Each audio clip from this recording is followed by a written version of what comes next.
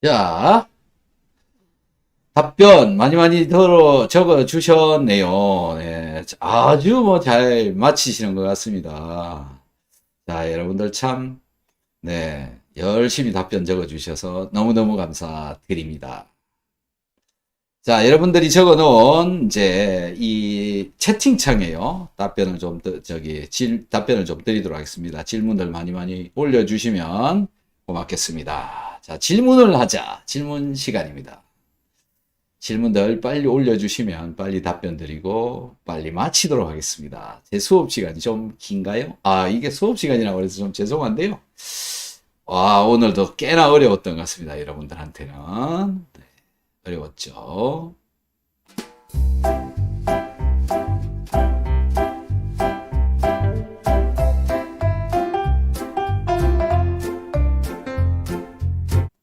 자, 채팅창 한번 봐보도록 하겠습니다. 진성수님, 박사님 말씀 듣고 비타민 복용 식전에 하고 식후 혈당 재본이 좀 낮게 나오는 것 같습니다. 이렇게 적어주셨네요. 축하드립니다. 네, 그렇게 해서 계속 잘 해보시면은 좋은 결과가 있을 것이다 라고 생각을 합니다. 제제님 콜라겐과 물이라고 이렇게 적어주셨네요. 행복수호신 건적외선으로 여러가지 질환을 치료한다는데 건적외선은 어떤 원리에 의해서 치료 효과를 나타내는 것입니까? 자, 원적외선, 건적외선 다 똑같습니다. 적외선 파장을 이 피부의 세포에 쏘아주게 되면 이 세포 속에 들어있는 분자가 적외선 파장을 받아서 운동을 합니다. 분자가 이렇게 떨린다라는 거죠. 그리고 이 떨리고 있는 것보다 더 강한 에너지가 들어오게 되면 이 결합이 깨져버립니다.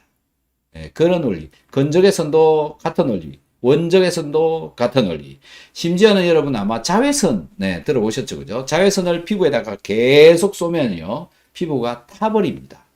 피부가 타버린다, 벗겨져 버린다, 이런 원리하고 같은 겁니다. 건적외선, 원적외선 다 같은 원리인데요. 이 자외선 파장은 에너지가 훨씬 더 강하기 때문에 타버리는 데까지 가버리게 되는 거죠. 그리고 이 상원사 이렇게 적으신 걸로 읽어지는데요. 치아가 시큰거리고 아파요. 치아가 아프면 치과에 가시면은 아주 좋은 결과를 얻을 수 있을 것이다 라고 생각이 되어집니다.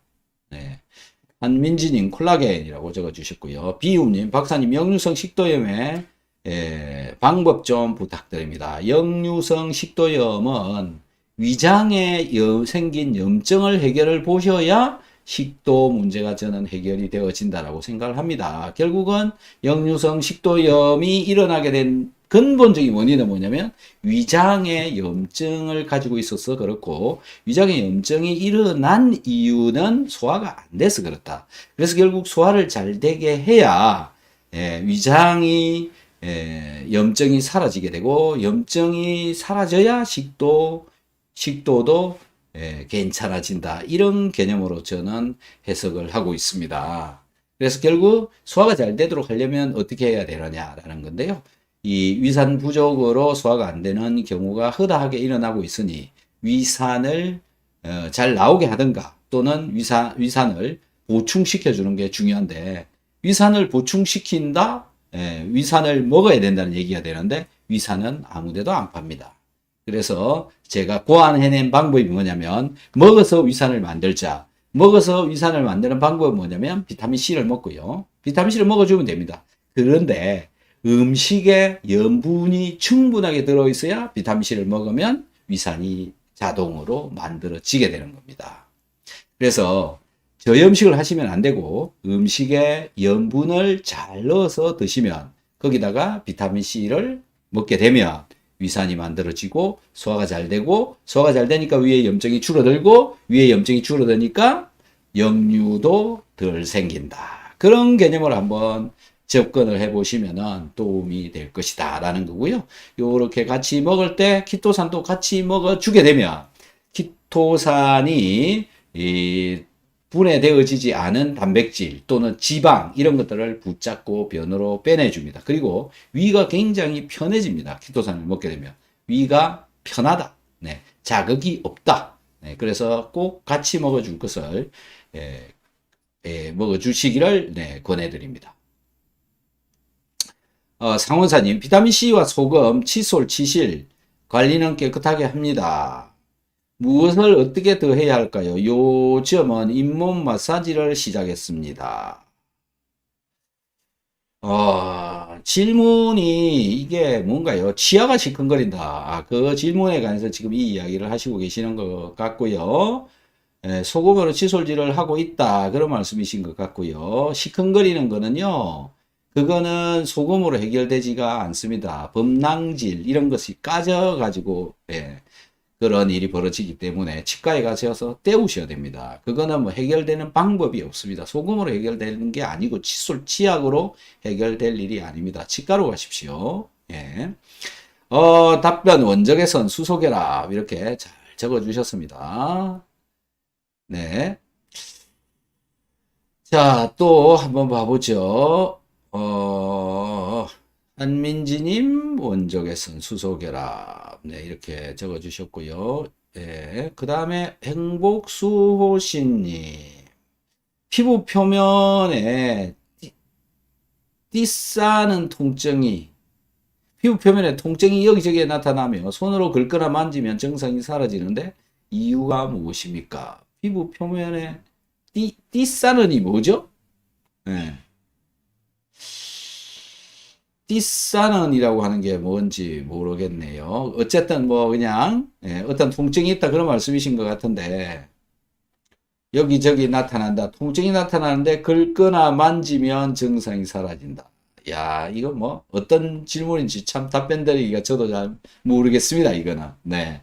어쨌든 뭐 건드려 주면 만지거나 긁거나 이 모르겠습니다. 뭐 도움이 되는 뭐가 있을 것 같은데 손바닥에서도요, 이 원적외선이 나갑니다. 여러분들이 카메라로, 원적외선 카메라로 이제 이 열이 나는지 지금 많이 찍고 그러잖아요. 그것도 얼굴로부터 나오는 또는 몸으로부터 나오는 빛, 즉 원적외선 파장을 읽어가지고 그 카메라의 상으로 나오는 거거든요. 즉 손에 원적외선이 있다 이런 얘기고요. 이렇게 닿으면 네, 있다. 예, 그런 얘기가 되는 겁니다. 그래서 손으로부터 나오는 적외선이, 원적외선이 이 피부에 영향을 주지 않느냐, 뭐, 그렇게도 볼 수가 있는 거고요.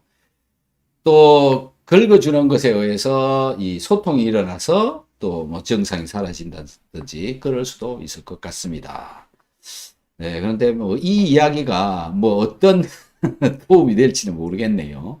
예. 자, 그 다음에 영영님 안녕하세요. 이렇게 적어 주셨습니다. 자, 질문 있으신 분들 빨리 올려주시면 답변 드리고요. 네, 앞으로 5분만 질문을 받도록 하겠습니다.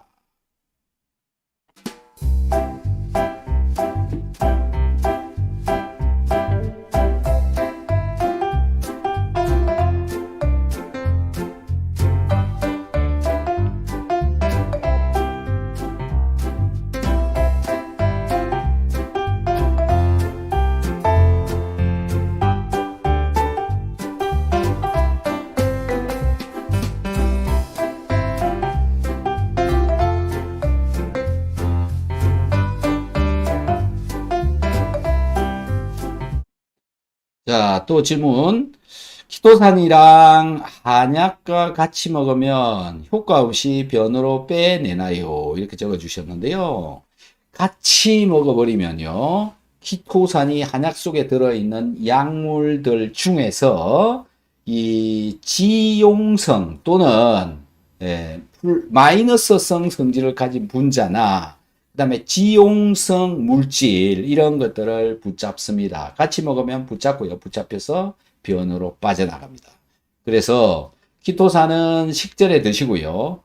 한약은 식사 후 30분 정도 있다가 드시면 만나지 않습니다. 내려가 버리고 그 뒤에 한약이 따라 내려가기 때문에 그리고 키토산은 내려가 버리게 되면 또 그 나름대로의 기능들을 이미 다 해버렸기 때문에 이 한약을 붙잡을 수가 없습니다. 그래서 같이 먹으면 안 됩니다. 섞어도 안 됩니다. 띄어서 먹는 게 좋다.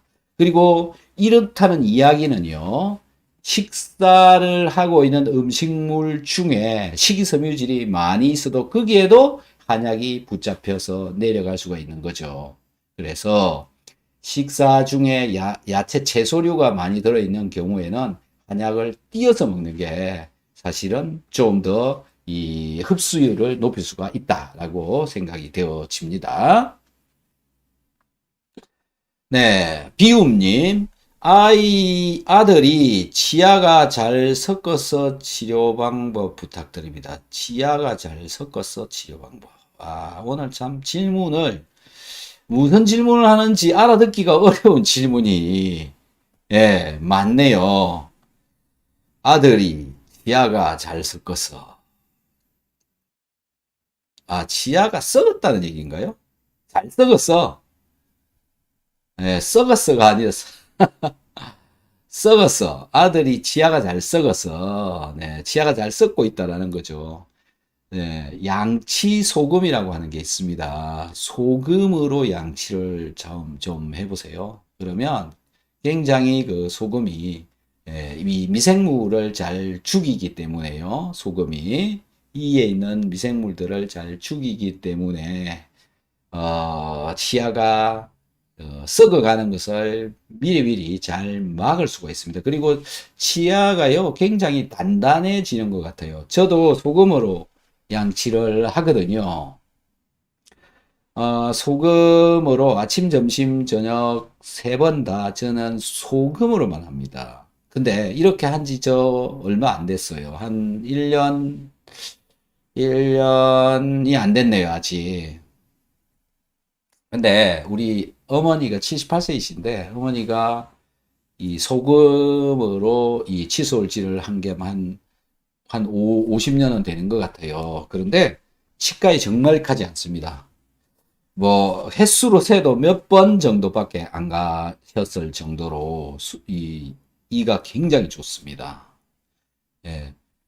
계속 소금으로만 이를 닦으시고요. 저보고도 소금으로 이를 닦으라라고 얘기를 굉장히 많이 했는데 제가 말을 사실 안 들었던 거죠. 안 듣고 있다가 이가 이제 많이 작년에 이가 많이 고장이 많이 나가지고요. 그래서 한번 소금으로 해봤죠. 아니 이거 너무 아프니까요. 밥 먹을 치과에 갔다 와도 충분하게 해결이 안 됐습니다. 씹으면 아프고 치과에서도 만족스러운 치료 효과가 나타나지 않았고요. 그래서 이제 소금으로 한번 해봤죠. 계속 했습니다. 그랬더니 한두 달 정도 지났는데 이 통증 거의 다 없어지고요. 그 다음에 이가 굉장히 단단해지는 그런 결과를 보았다라는 건데요. 소금으로 이를 닦아보면 닦을 때마다 미생물이 닦아져 나오는 것을 제가 이렇게 눈으로 이제 뭐 확인을 하는 거지만 뭔가 누렇게 딱 끼어져 나옵니다.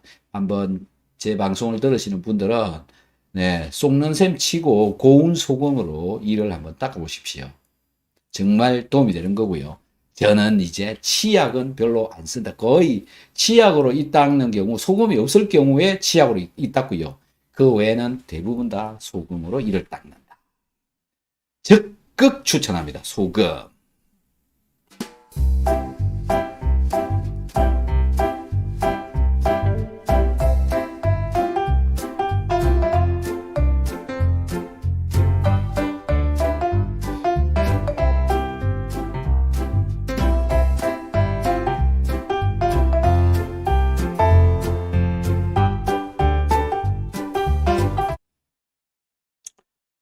자, 다음 분요. 사상의학에서는 체질과 음식 궁합을 중요시하는데 어떻게 생각하십니까? 이렇게 묻고 있는데요. 일단은 제가 사상의학이라고 하는 것에 대해서 모릅니다. 네. 뭐 네 가지에 대한, 그래서 이거 일단 제가, 모르고요. 그 다음에 체질이라고 하는 말, 체질이라고 하는 이것도 저는 구분을 못 합니다. 즉, 무슨 얘기냐면, 이 사상에서 아마 4개의 체질로 구분하는 걸로 이해가 되는데요. 몸에 질이 있다. 예, 4가지 질이 있다. 체질이 있다. 이렇게, 예, 분류를 하고 있는 것 같은데, 그 분류 기준을 몰라요. 예. 그리고 체질 자체를 제가 이해를 못 합니다. 그러니까, 예, 이것에 대한 답변을 드리기가 일단 어렵고요. 그 다음에 음식에는 궁합이 있다. 궁합이 있다라는 것에 대해서 우선은 음식이라고 하는 것은 이제 무슨 말인지 알겠는데, 궁합이라고 하는 거, 네, 뭐, 남녀 간에도 궁합이, 뭐 그런 이야기 있는 것처럼 음식에도 뭔가 맞는 음식이 있다. 이렇게 이해를 해볼게요. 네, 음식 궁합이라고 하는 거. 자, 그러면 음식에 있어서의 궁합은 뭘 말을 하는 거냐라는 건데, 어떤 물질과 어떤 물질들 간의 이 상호 시너지를 잘 낸다. 요런 개념으로 보면 될 것 같습니다. 그래서 사상의학과 체질은 일단 빼놔버리고요. 그건 모르겠고요. 몸에 대해서는 일단 알 바가 아니고, 말씀드리는 건 음식만 말씀드리는 겁니다. 음식과 음식 간에 서로 맞냐, 안 맞냐. 이제 이겁니다. 이런 얘기가 있죠. 새우하고 돼지고기하고 찍어 먹잖아요. 예, 돼지고기를 새우에 찍어 먹는다. 이유가 뭐냐면 새우 속에는 단백질을 분해를 하는 효소가 들어있습니다. 그게 뭐냐면은 라이소자임이라고 하는 효소죠. 바닥 개, 이런 개가요. 자기보다 더 큰 동물한테 쫓겨서 잡아먹힐까봐 도망을 갈 때 개의 다리를 잘라놓고 갑니다. 이 자르는 것을 개가 자기의 다리를 이렇게 자르는 게 아니고요. 개 속에서 나오는 물질에 의해서 얘를 잘라버리는 겁니다. 그 자를 때 이런 효소가 작용을 해가지고 잘라내는 겁니다. 네. 자, 이런 식으로 분해를 시키는 물질이 새우 속에 들어있고, 이 새우로부터 나온 물질이 단백질을 훨씬 더, 즉 단백질을 분해를 시키는 새우 속에 들어있는 물질, 요런 관계가 이제 궁합이 있다. 그래서 찍어 먹는 거죠. 또 홍어라고 하시죠, 그죠? 홍어는 암모니아가 들어있어서 쾌쾌한 냄새를 일으키는 겁니다. 발효를 시켜가지고 홍어요. 홍어에는 암모니아가 들어있다. 암모니아는 강한 알칼리성입니다. 그래서 이 암모니아를 없애버리기 위해서 식초가 들어있는 초장에 또는 김치에는 젖산이 들어있습니다. 그리고 막걸리에도 산이 들어있어요. 그래서 홍어는 알칼리, 막걸리, 그 다음에 초장, 김치, 이건 산성, 알칼리성 만나서 중화를 시키는 이렇게 먹어야 궁합이 맞다. 이런 궁합의 개념을 가지고는 이제 이렇게 말씀을 드릴 수가 있는 거죠. 그래서 음식의 개념에 있어서 궁합이 맞는 게 있냐, 이렇게 말을 하면 지금 이렇게 조합을 시켜서 먹으면 궁합이 맞다. 예, 그렇게 말씀을 드릴 수 있을 것 같고요. 체질에 맞는 음식이 있냐, 없냐, 그거는 모르겠습니다. 체질에 맞는 음식이 있냐 없냐라고 하는 것을 결정을 짓는다면요, 물도 체질에 맞는 사람이 있고, 밥도 체질에 맞는 사람이 있고, 고기도 체질에 맞는 사람이 있고, 맞지 않는 사람이 있겠죠. 그런데요, 밥은 누구나 공통적으로 다 먹습니다. 그리고요, 사람의 몸은 항상 시간에 따라서 변화가 일어납니다. 달라요. 조선시대의 사람의 몸과 지금 현재의 살고 있는 사람들의 몸의 차이는 엄청나게 많이 차이 납니다. 우선 몸무게, 키, 이런 것부터 다릅니다. 그런데 조선시대에 먹고 있는 한약을 거기에 맞추어서 먹는다. 이게 말이 되냐? 네, 저는 전혀 안 맞다고 생각합니다. 그래서 변화가 분명히 있고 변화에 따라서 맞추어져야 되지 않느냐라는 거고요. 맞냐, 있냐, 없냐, 이것에 대해서는 뭐, 말은 좀 되게 길어졌는데요. 네, 저는 일단 모르겠습니다. 네, 모릅니다라는 답밖에 드릴 수밖에 없습니다. 허병철님, 반갑습니다. 안녕하세요. 소금 양치할 때 염도를 따로 맞추어 쓰시나요? 염도를 맞추는 게 아니고요. 저는 칫솔에 소금을 그냥 찍습니다. 찍어서 이를 닦습니다. 네, 이렇게 되면 이 소금이 이를 깎아먹지 않느냐, 또 이런 얘기를 하시는 분들이 있는데요. 녹이면서 살살 알아서 잘 하셔야 되는 거죠. 녹이면서. 그러니까는 뭐 별로 따로 뭐 염도를 그게 아니라 그냥 가루를 쓴다. 이렇게 하고 있습니다. 자, 이게 이가 깎일 수도 있어요. 그러니까는 잘 녹여서 일단 입안에서 한번 잘 녹이시고요. 저는 그 녹였을 때 강한 염분의 농도로 인해서 균이 죽는다, 죽일 수 있다. 그래서 이걸로 닦는 겁니다. 이 속에는요, 이 속에 살고 있는, 이 주변에 살고 있는 균들은 대부분 산을 분비하는 산성균입니다. 그런데 용융소금은요, 강한 알칼리입니다. 알칼리성 물질로 여기를 닦아버리기 때문에 균들이 힘을 못 쓰게 되는 겁니다. 그리고 이를 다 닦고 나서도 염분기가 입속에 남아 있습니다. 좀 남겨 놓는 게 낫겠죠. 남아 있다 보니 균들이 더 못 살게 되는 겁니다. 그래서 염분 잘 사용해 보시면 이 치아, 이를 보호하는 데 굉장히 도움이 많이 되는데, 치약을 쓰는 것보다는 정말 수준 차이가 너무 많이 날 정도로 저는 적극 소금을 추천을 하는데요. 이 소금, 이가 이 문제가 그러니까 소금 때문에 이가 문제가 될까봐 소금을 안 쓰는 거는, 이 소금을 써서 이를 튼튼하게 만드는 이점이 훨씬 더 많기 때문에 이게 더 유리하다라고 생각을 합니다. 그래서 뭐 여러분들도 한번 사용해 보시면 뭐 될 것 같습니다. 영영님, 키토산하고 약을 같이 먹어도 되나요? 키토산하고 약을 같이 먹는 경우에도요, 분리를 하는 게 좋습니다. 키토산하고 약 띄어 먹어야 된다. 약물 속에 약물 중에는 키토산한테 붙잡혀 가지고 빠져나갈 수 있는 게 있습니다. 그래서 시간 차를요, 키토산은 꼭 식전에 바로 드시고요, 식사 후 30분 정도 있다가 약을 드시는 게 낫겠죠. 지금 물어보는 약이라고 하는 거는 뭐 예를 들어서 뭐 당뇨약이다, 혈압약이다, 기타 여러 약들을 아마 드시고 계실 건데, 그런 약들, 이 키토산한테 붙잡혀서 빠져나갈 수 있는, 나갈 만한 그런 약물도 있기 때문에 그렇습니다. 띄는 게 좋겠죠.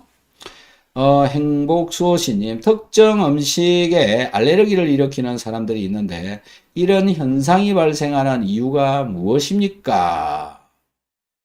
사람에 따라서 알레르기 반응을 일으키는 사람도 있고 안 하는 사람도 있고 이렇게 되잖아요. 그 알레르기라고 하는 것은 어떤 사람은 그 물질, 그러니까 특정 음식 중에 들어있는 그 물질을 공격을 하는 면역을 가지고 있기 때문에 그렇다라고 보시면 됩니다. 어떤 사람은 거기에 면역 반응을 하고, 어떤 사람은 면역 반응을 안 하고, 이렇게 되는 거죠. 면역 세포들의 민감도. 여러분들 중에서도요, 뭐 좀 쉽게 얘기하면 시력이 좋은 사람이 있고, 귀가 잘 들리는 사람이 있고, 또 빛을 잘 인식을 하는 사람이 있는가 하면 또 잘 모르는 사람도 있잖아요. 그죠? 운동을 잘하는 사람도 있고, 수학을 잘하는 사람도 있고, 영어를 잘하는 사람도 있고, 또 여러 가지에 대해서 민감하게 대처하는, 또 뭐 잠 잘 때도 조금이라도 시끄러우면 잘 못 자는 사람, 이런 것처럼 어떤 물질에 대해서도 내 몸이 민감하게 반응하는 사람이 있는가 하면 별로 반응하지 않는 사람도 있습니다.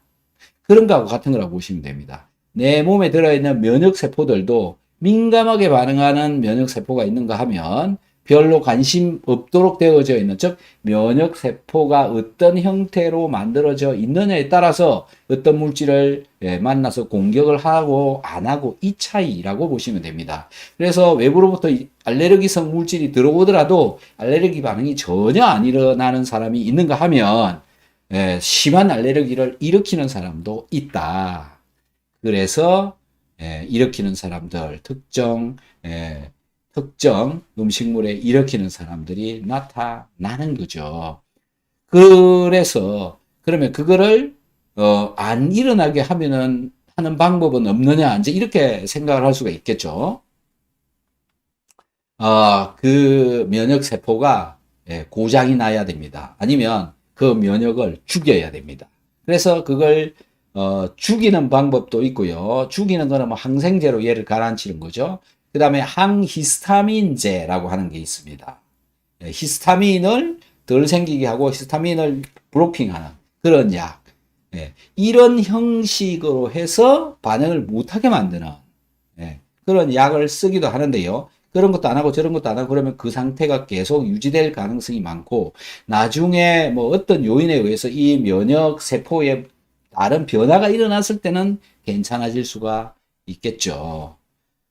그렇게 한번 생각해 보시기 바랍니다. 영님, 콜레스테롤 약을 먹고 있습니다. 키토산하고 콜레스테롤 약이요? 예. 분리해서 먹는 게 더 좋은데, 분리해서 먹어야 되는 게 맞습니다. 콜레스테롤 약이 키토산에 붙을 가능성이 굉장히 많죠. 그래서 분리해서 먹는 게 낫고요. 저는 뭐 개인적으로는 콜레스테롤 약물에 대한 효과에 대해서 콜레스테롤이 떨어지는 것은 뭐 잘 떨어지죠. 콜레스테롤 약을 먹으면. 근데 좀 공부를 하셔야 되는 게 뭐냐면 콜레스테롤을 떨어뜨리는 그 약이 어떤 원리에 의해서 콜레스테롤이 떨어지는가라는 것에 대해서 좀 이해를 하셔야 될 거고요. 그거를 잘 이해를 하시면 아마 그 약을 아마 안 먹게 될 겁니다. 닥터 한스의 영상 중에서 콜레스테롤 이라고 해서 검색을 한번 해보세요. 그러면 그것에 관한 이야기들이 많이 나옵니다. 그렇게 한번. 자, 그리고 위에 구자룡 댓글 답 안 해주셨는데요. 이렇게 물어주셨는데요. 위에 한번 가서 봐보겠습니다. 네네네. 죄송합니다. 이거 제가 확인을 한번 시켜드리도록 하겠습니다. 구자룡님, 네네, 네, 안녕하세요. 비효육소 중 변비로 중단하였고, 배변이 비로소 정상화되어서 마그네슘, 오메가3, 칼슘, 소화 효소제는 하루 한 알씩 조심스럽게 먹기 시작했습니다. 마그네슘, 오메가3, 칼슘, 소화 효소제. 유산균도 먹고 소금도 2티스푼 정도. 비타민 키토산 먹기 두렵네요. 어떻게 하나요? 평소에도 배변이 된 상태입니다. 자, 물 하루에 2리터 이상 드시고요. 물을요. 그 다음에 유산균은 1개 드시고요. 소금도 2티스푼을 그건 뭐 조절을 하셔야 될 거고요. 그 다음에 비타민하고 키토산은 절반만 최소량으로 드세요. 비타민 반알, 키토산 반알 이런 식으로 드시면서 조금씩 늘려가 보시면 될 것 같습니다. 그렇게 양을 조절하시면 돼요. 그리고 그 양에서도 또 이 변비가 생긴다라고 한다면 더 줄이시고요. 그래서 조금씩 늘리면서 시간을 가져보시면 변비가 왔다 끊어졌다 왔다가 괜찮다가 왔다가 괜찮다가 이렇게 되어지고 시간이 좀 지나면은 이제 정상적인 어떤 사람은 비타민C하고 키토산을 먹어도 변비가 안 걸리는데 어떤 사람은 변비가 걸린다. 많은 사람들은 변비가 안 생깁니다. 근데 이제 특정한 사람들한테 저런 현상이 나타나는 경우가 있는데요. 그 이유가 물을 적게 마시는 경우에 많이 일어난다. 그 다음에 장이 별로 좋지 않은 경우에 많이 일어난다. 라는 겁니다. 그리고 몸이 너무 안 좋으신 분들, 몸이 좋아지다 보면 몸의 수분 사용량이 증가해서 변비가 발생하기도 한다라는 겁니다. 그래서 그건 뭐 스스로 조금씩 자꾸 조절을 해보시는 것이 가장 좋다. 이렇게 생각이 되어집니다. 답변이 되셨는지요? 또 더 궁금한 게 있으시면 빨리 적어 주시기 바랍니다. 이제 마무리 슬슬 하도록 하겠습니다.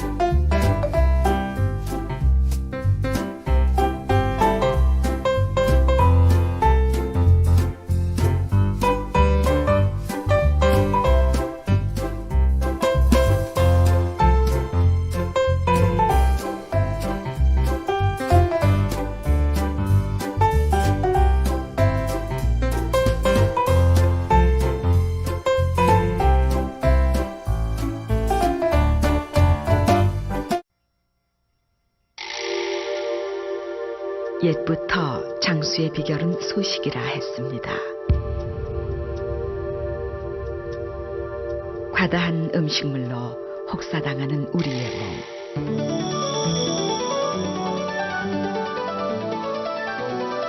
고분자로 고기농성 식이섬유라야 합니다. 그리고 위장에서 빨리 녹아야 됩니다. 직접 느껴보십시오. 자연이 준 홍게에서 추출한 새로운 개념의 식이섬유 바이오 엔젤 키토. 자, 구자룡님, 비타민 B도 복용합니다. 괜찮은가요? 이렇게 물어주셨는데요. 영양제잖아요. 우리가 음식을 많이들 다양한 종류를 먹으라라고 이렇게 얘기를 하고 있습니다. 다양하게 먹어라. 종류를 다양하게 먹어라. 이 얘기는 다양한 영양소를 몸속에다가 넣어라. 골고루 먹어라. 이런 얘기가 다양한 영양소를 몸속에 들어오게 해라라고 하는 건데요. 영양소에는 종류가 굉장히 많습니다. 그죠? 네, 비타민 B군만 해도 여러 종류가 있다. 비타민 종류만 해도 여러 가지가 있다. 미네랄만 해도 여러 종류가 있다. 우리가 먹고 있는 음식물에도 여러 종류가 있다. 그래서 여러 종류를 먹어라 라고 하는 이유가 있는 거죠. 그죠? 네, 그래서 다양한 영양소가 우리 몸속에 들어오는 것은 건강에 굉장히 중요한 것이기 때문에 그렇지 않겠습니까? 그래서 다양한 물질들이 내 몸속에 들어올 수 있도록 해주는 게 중요하듯이 영양제도 음식을 통해서 충분하게 먹지 못하고 있기 때문에 영양제를 먹어서라도 몸속에 자꾸 넣어야 되니까 저렇게 B군을 먹던 또 뭐 다른 비타민을 먹던 어쨌든 다양한 종류의 영양제를 먹는 게 몸한테 훨씬 더 이득입니다. 그래서 종류를 굉장히 골고루 많이 해서 먹는 게 훨씬 더 유리한 거다라는 거죠. 저도 뭐 보통 한 주먹이라고 들어보셨죠? 한 주먹씩 먹고 있습니다. 그런데 먹기 전과 먹고 나서의 차이는 너무 심합니다. 네, 차이가 굉장히 많이 나니까요. 한 번이라도 한번 해보시는 게 좋습니다. 다양한 종류를 먹어보고요. 그 다음에 안 먹어보고요. 한 번만이라도 해보시면 표시가 나니까 알 수 있는 거죠. 어차피 먹으라고 만들어져 나온 거니까 먹어서 손해볼 일은 없는 겁니다. 네, 영양제는 종류가 너무 많고요. 너무 많더라도 그걸 골라서 계속 또 돌아가면서 먹어주는 것이 영양 성분이 골고루 몸속에 들어가도록 할 수가 있다라는 겁니다. 그래서 B군, C군, C군, C 한 개밖에 없죠? 죄송합니다. 네. 그 다음에 미네랄 종류도 골고루 잘 드셔보시기 바랍니다. 네. 박경숙님, 네. 반갑습니다. 식사 후 바로 영양제 먹는데 키토산과 관계가 있는지요? 이 이야기가 키토산을 식전에 바로 먹고요. 영양제는 식사 후에 바로 드셔도 괜찮습니다. 키토산하고 음식하고 만나서 다 미리 반응을 해버리기 때문에 식사 후에 들어오는 영양제는 키토산하고 만나더라도 거기에 붙을 수가 없습니다. 그래서 크게 걱정 안 하셔도 됩니다. 영양제는 그렇게 드시면 될 것 같습니다.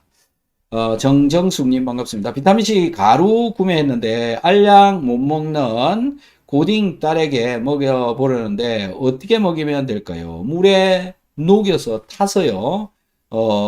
마셔도 되고요. 근데 굉장히 쉽니다. 그리고 위장벽에 염증이 있거나 장에 염증이 있으면 먹고 나서 좀 있으면 설사를 합니다. 그래서 알을 먹는 게 낫고요. 그 알을 못 먹는 경우에는 저 가루를 먹는 게 아니라 알을 깨가지고 먹는 게 더 좋습니다. 일반적인 비타민C 가루하고 알을 깬 가루하고 같지 않습니다. 네. 그렇게 먹는 방법이 있죠. 그 다음에, 얼마나 양을 먹일지 모르겠습니다만은 2, 3g 정도를 물에 타가지고 먹으면요. 거의, 자극이 가가지고 설사를 할 수도 있습니다. 그래서 미리 얘기를 해놔야 됩니다. 잘못 이해를 해버리면요, 영원히 비타민C를 안 먹어버릴 수도 있습니다. 그래서 이해를 시켜놔야 됩니다. 이걸 먹으면 네가 설사할 수도 있다 라는 것을요. 네. 수영님, 당뇨가 있는 건 아닌데 가족력이 있어서 요즘 한 번씩 체크해 보는데 식전이 식후보다 높게 나오는 건 왠지요? 궁금합니다. 식전이 114, 식후 98 나옵니다. 아, 신기하네요. 허허, 신기하네요. 신기해. 아, 이거는요. 자, 식사 전에는 수분량이 적다가 식사 후에 수분량이 증가해가지고 물이 몸속에 계속 들어간다. 이렇게 해서 묽어진다. 예. 자, 식후 1시간? 2시간? 식사하고 나서 바로? 어느 건가요? 네, 어느 건지도, 예, 차이가 있는 거고요. 근데 보통 식후 1시간이나 2시간이면 뭐 거의 올라가야 되는 게 맞고요. 그리고 식후에 바로 쟀다면 뭐 근데 식후에 바로 재는 사람들이 별로 없으니까 1시간 정도 뒤에 잰 게 저 정도 나오는데 그렇다. 그래도 좀 애매한데요. 식사를 혹시 탄수화물을 전혀 안 드시는 건가요? 어. 뭐 탄수화물을 거의 별로 안 먹으면서 그러면 그럴 수도 있고, 아, 2시간이나, 아, 2시간. 2시간 뒤에 저렇게 떨어진다. 그러면 여러분 재봐야 될 것 같은데요. 이렇게 한번 재보십시오. 식전 114 나오는데 식후에 바로 재시고요. 그 다음에 30분 뒤, 식후 30분, 1시간, 1시간 반, 2시간. 요걸 다 재보세요. 그래서 요게 올라가 있을 수도 요게 올라갔다가 떨어진 것일 수도 있기 때문에 그렇습니다. 예, 그리고 저게 아침에 쟀다 라고 한다면 밤중에 당 소모가 잘 안 되고 그 다음에 식후 2시간 낮 시간에는 당 소모가 더 잘 되고, 예, 언제 쟀느냐에 따라서도 달라지겠죠. 그래서 그것도 좀, 예, 알아야 좀 답변을 하기가 쉽죠. 지금 일반적이지 않잖아요. 그죠? 그래서 식사 전에, 예, 식사 전에 아침 때를 잰 거하고 아침 식사 2시간 후에 잰 거라면 이 밤중에는 당 소모가 덜 돼가지고 114가 되어지고, 그 다음에 낮에는 활동을 하는 것 때문에 2시간 뒤에 이제 거기 아래까지 내려가고, 요런 차이에 의해서도 떨어질 수 있을 것 같고요. 그 다음에 수분 섭취량이 밤중에는 별로 없다가 낮 시간에는 물을 많이 먹는다든지 이런 차이에 의해서도 일어날 것 같습니다.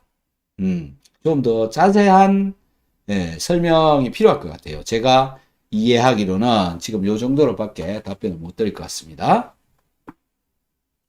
정정숙님, 단백질을 끊고 있어서 아미노산을 먹으려는데 식후 국에 2~3스푼 넣어서 먹어도 괜찮을까요? 아, 괜찮습니다. 아주 좋은 방법입니다. 아주 좋은 방법. 그래서 이 아미노산이 맛이 별로 좋지 않기 때문에요. 음식에 넣어서 이렇게 먹어도, 예, 큰 문제는 없는데, 예, 음식의 맛이 조금씩 바뀔 수는 있겠지만, 그렇게 먹는 것도 괜찮습니다. 그렇게 하시면 될 것 같네요. 네.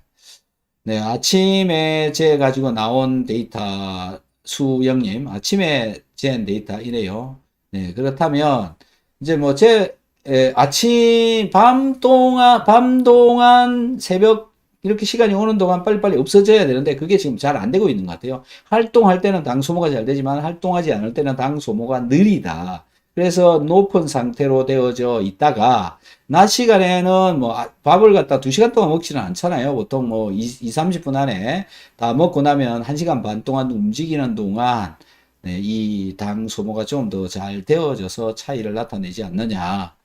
그렇게 생각이 되어집니다. 어쨌든 식전 114가요. 높은 겁니다. 뭐 꽤 높은 거죠. 저거 당뇨 전 단계 수준으로 생각하셔도 되는데요. 100 밑으로 내려가도록 뭔가 방법을 찾으시는 게 좋을 것 같습니다.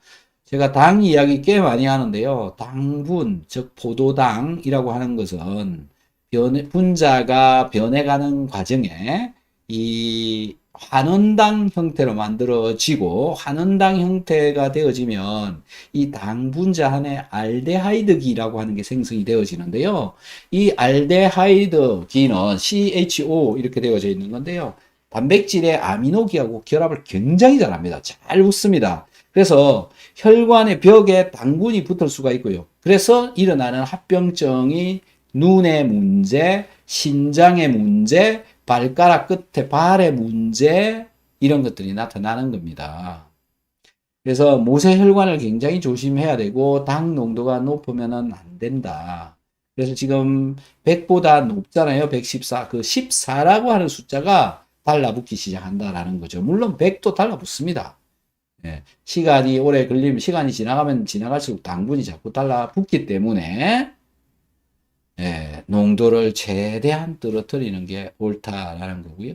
음식 조절하시고, 운동하시고, 그래도 대사 능력이 떨어진다면, 이제 영양제로도 또 대사를 촉진을 시켜 보시고요. 그래도 당이 안 떨어지면, 제가 보기에는, 예, 이 췌장에서 분비하는 인슐린의 양이 감소하기 때문에 그렇다. 인슐린의 양이 감소하면 인슐린이 더 잘 나오도록 하는 약을 자꾸 처방을 해서 먹는데, 이 인슐린을 잘 나오게 췌장한테 자꾸 일을 시키면 췌장이 자꾸 일을 덜 합니다. 췌장이 이제 시간이 가면 갈수록 일을 더 안 한다. 즉 인슐린 분비량이 감소한다라는 거죠. 그래서 약을 먹는 방법보다는 인슐린을 외부에서 투입을 해가지고 췌장의 능력을 올려주는 게 더 중요하다. 저는 노화가 일어나는 것 때문에 인슐린 분비량이 감소한다라고 생각이 되어집니다.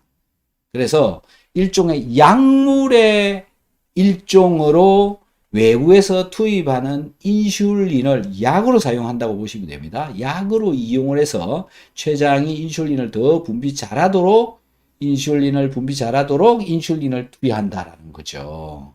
그렇게 하면 다시 췌장이 정상화되어지는 경우가 많이 있다라는 것을 알게 됐습니다. 그래서 약 먹는 것보다는 인슐린 펌프를 아예 달아가지고요, 빨리 회복해버리는 게 저는 더 좋다라고 생각을 합니다. 참고가 되었으면 합니다.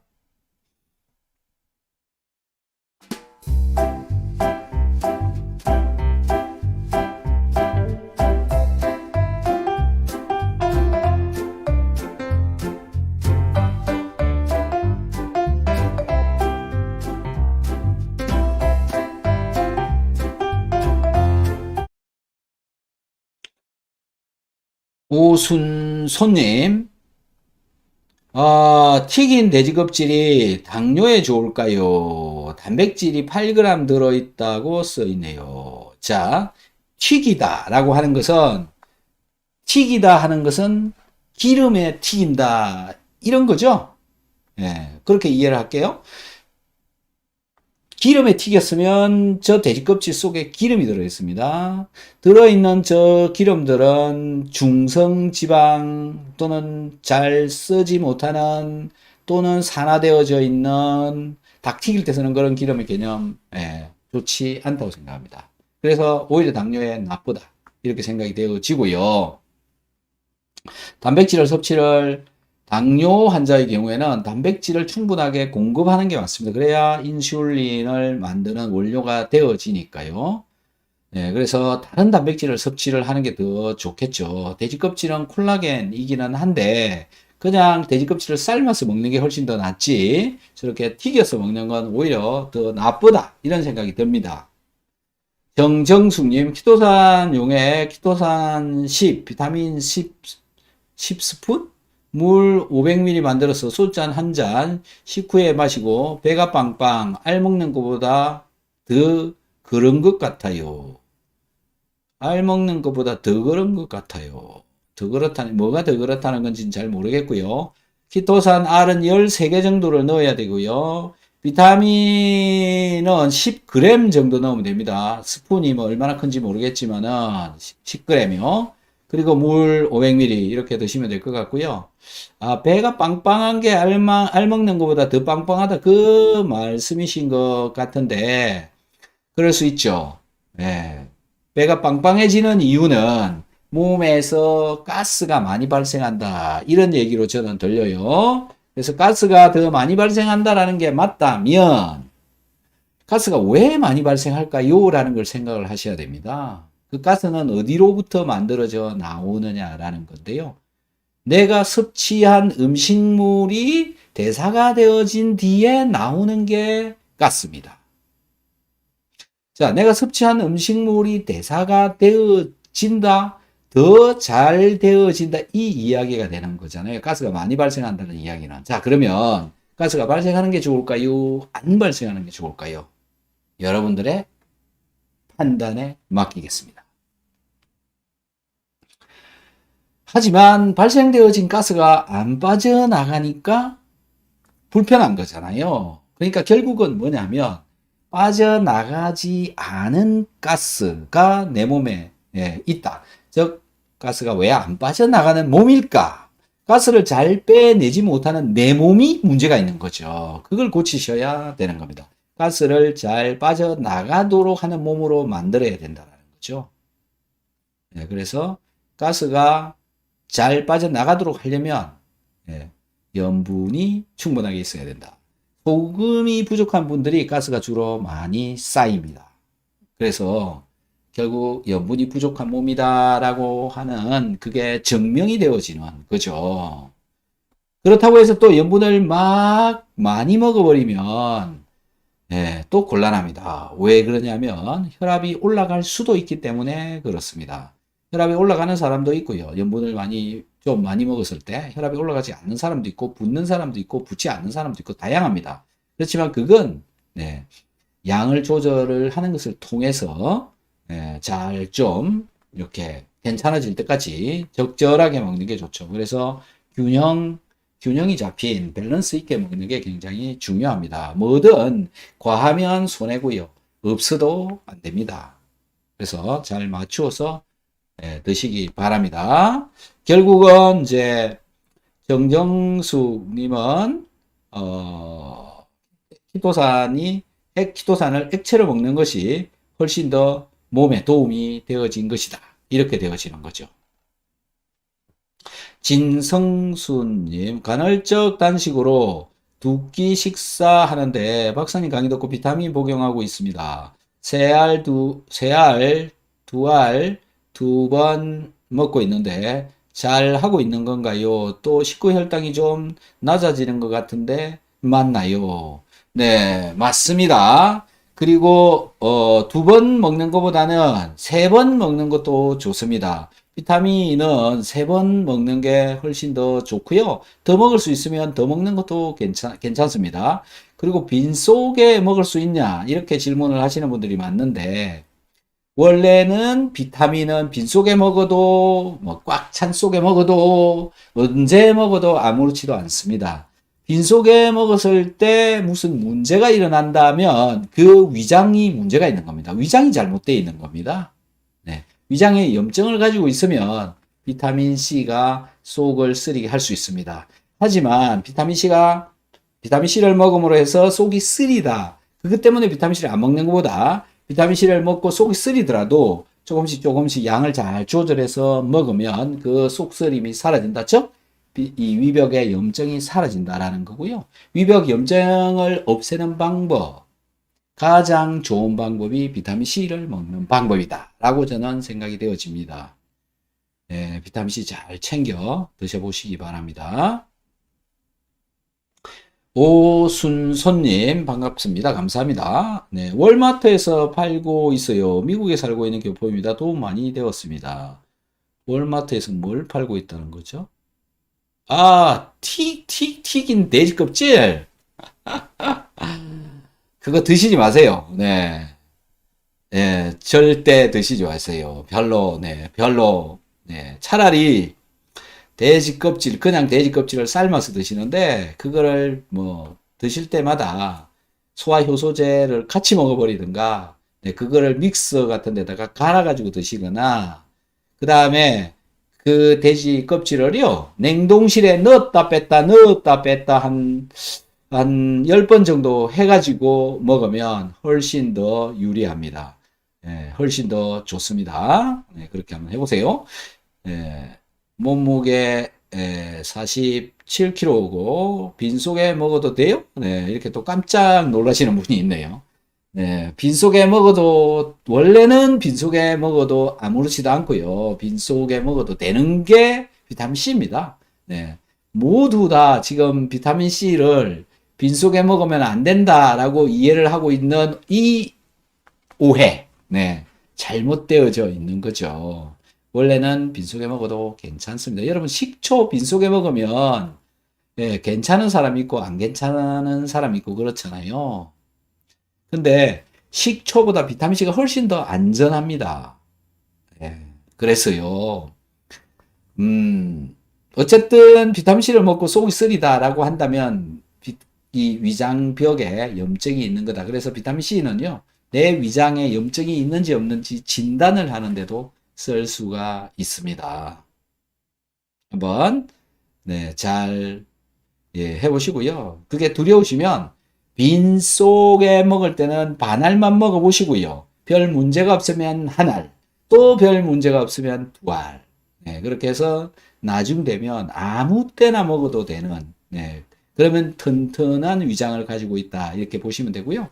튼튼한 위장을 가지고 있으면 이 음식을 먹을 때마다 비타민C를 골고루 자꾸 자주 그렇게 먹어주게 되면 음식물 때문에 내 몸에 일어날 수 있는 문제, 특히 암을 만들 수 있는 그 환경을 많이 떨어뜨려준다, 없애준다, 이렇게 보시면 됩니다. 비타민C를 음식을 먹을 때 꼭 먹어주어야 내가 섭취한 음식물 분자를 안정을 시킬 수가 있고요. 안정화되어져 있는 분자들은 내 몸과 잘 반응하지 않습니다. 그렇기 때문에 비타민C를 식사를 하는 중에 먹으라라고 제가 강하게 이 얘기를 하고 있는 겁니다. 다들 식사 후에 이렇게 먹는데요. 그때는 이미 내 음식물이 많은 반응을 하고 난 이후에 비타민C가 들어오는 거거든요. 내가 섭취한 음식물은 나의 위장 속에서 계속 반응을 하고 있는 동안에 불안정한 분자가 만들어진다라는 거죠. 이 불안정한 분자는 나의 위장과 반응을 할 수가 있다라는 겁니다. 그래서 안정화시키기 위해서 비타민C를 같이 먹어라, 이렇게 말씀을 드리는 겁니다. 네, 자, 잘 챙겨 드셔서 건강한 몸이 되도록 해보시기 바랍니다. 오늘은 이만 여기서 줄이도록 하겠습니다. 긴 시간 함께 해주신 여러분께 감사 말씀 드립니다. 정말 감사합니다. 안녕히 계십시오.